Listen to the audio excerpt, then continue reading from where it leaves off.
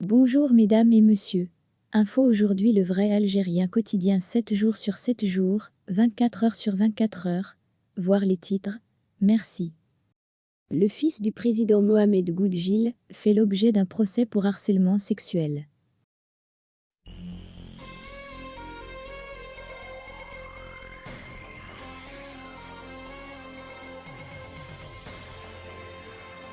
Mohamed Goudjil, le fils de président de la Chambre haute du Parlement algérien, est employé au sein du service de l'enseignement de langue et culture d'origine, ELCO, un organisme sous tutelle du ministère algérien de l'Éducation nationale et rattaché à l'ambassade d'Algérie en France.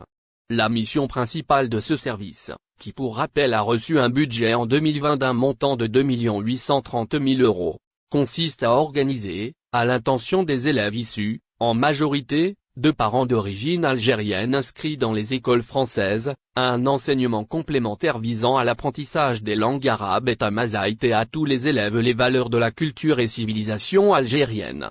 Le personnel de l'ELCO a ainsi vocation à œuvrer à l'approfondissement de la compréhension mutuelle, entre les peuples algériens et français et à l'élargissement de la coopération culturelle entre les deux pays. Or nous apprenons que pas moins de 2 plaintes pour harcèlement à connotation sexuelle visant le conseiller pédagogique de l'ELCO Mohamed Goudjil, ont été déposées par une de ses collègues au niveau d'un commissariat parisien. La seconde plainte étant déposée en ce mois de décembre 2021, rappelons que cette dame s'était déjà, le 12 septembre 2019, plainte à ses responsables quant aux agissements et comportements inappropriés ainsi que du harcèlement à connotation sexuelle qu'elle subissait sur son lieu de travail par Mohamed Goudjil au mois d'octobre 2020. Cette même personne adresse une lettre au service de l'ambassade d'Algérie pour se plaindre à nouveau du comportement du fils du président du Sénat algérien qui la prenait en photo à son insu, contrevenant ainsi à son image et à sa vie privée.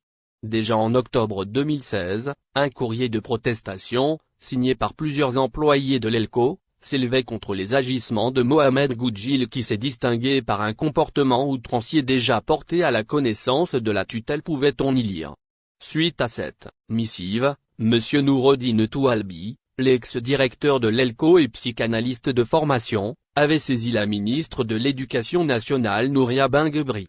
Dans son rapport que nous avons pu lire, Toualbi avait indiqué que Mohamed Goudjil souffrait de misogynie et d'un machisme qui n'était pas compatible avec le milieu de l'enseignement.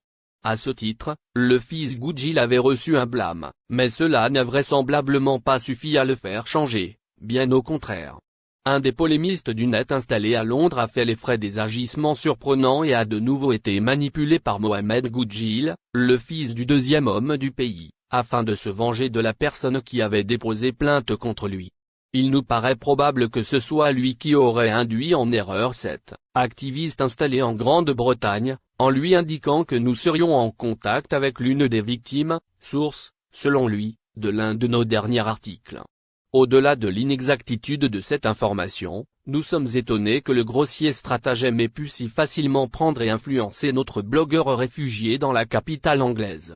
En effet, n'importe quel journaliste, même amateur, aurait fait quelques recherches préalables et aurait pu se douter de la grossière manipulation et de l'illégalité de la démarche consistant à accuser publiquement une personne, qui a déposé 2 plaintes contre lui pour harcèlement à connotation